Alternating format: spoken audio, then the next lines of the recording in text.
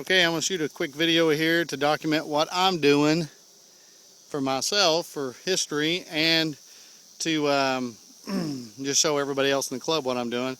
You know, I've got several hives. Some of them are just 2 high, some are 3 high, and those are with supers on them. Then I got some down here are just 1 high. They struggled through the summer. They just really didn't get after it. I didn't feed them. I didn't want to feed them. I wanted them to survive on their own, and they've done great. So I went in and pulled 3 frames out of those 3 short ones and that double one in the middle. There, I pulled 3 frames out of the top of that one too, which is a brood chamber. My 3rd boxes up are my honey supers. And that one right there was queenless for a while. And then I had a queen, it's queenless, it's all back and forth. It's my oldest hive. And I just pulled 3 frames out of the top of it. Now this one right here has quite a few bees on it. Wish I had more. You can see the shininess. This is actually mostly nectar up in here, no capped honey. But there is eggs and larvae and capped brood all in here. Not sure you can see it with the phone, but I'm telling you, there's eggs in there. I can see them. Little bitty commas. Now what I've done, I've already put so there's a 5-frame nuke, 5-frame nuke. I've done this 3 times. Actually, I've done it 4 times. I've actually split this one. This is a full box, but I've split it with a piece of, see if I can peek in here, a piece of political sign. You notice I don't have enough frames in there, and all I did, I cut me a piece of political sign, that plastic cardboard that fits in there like a frame, but presses all the way down on my screen bottom board. So hopefully it'll slow the bees down. If there's not any gaps, it'll slow the bees down from going across. Okay?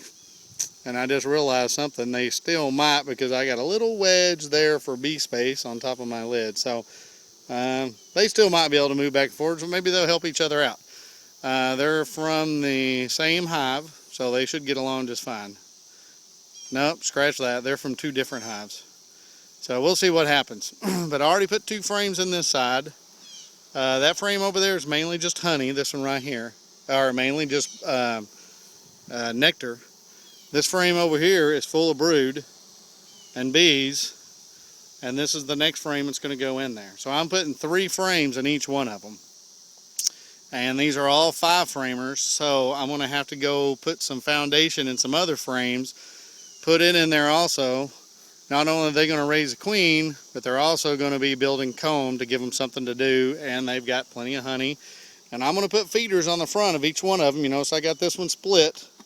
Putting feeders, and I'm also blocking them in there. I want to give them a day or 2, and then I'll probably take this cardboard off, and I'll shove some grass right there and let them slowly work their way out to realize they're at a different location, because they were back off over here.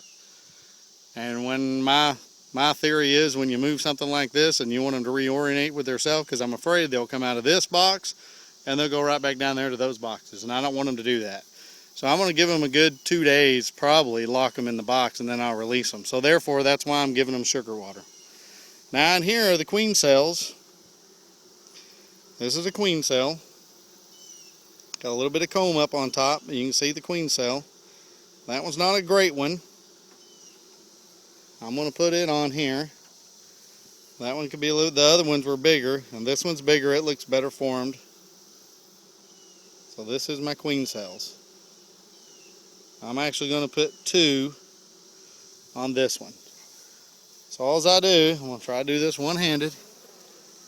I'm going to go right here where there's no eggs, and I'm going to carve out a spot without making anybody mad. And I'm going to do the same thing over here. I'm going to carve out a spot. Now I'm going to put 2 in this one, just because I had 1 extra. And I'm going to go down here with this queen cell, make sure everything's turned the right way, and I'm just going to kind of blob it in there, making sure I don't smash the queen cell. Pushing in there on the top, and then they'll take care of the rest. I'm just barely putting it in there. They'll stick it. And that's what I'm doing. And hopefully they'll raise. This is the only one that has 2 in it. I just had 1 extra, and I'm concerned that this one right here is not the best one. And I'm still concerned because I held these overnight and at about 80 degrees, so we'll see if they'll survive. I cut these out of a hive yesterday. They sit in my house overnight by a light bulb, maintained probably about 80, 85 degrees, and now they're going into the hive today.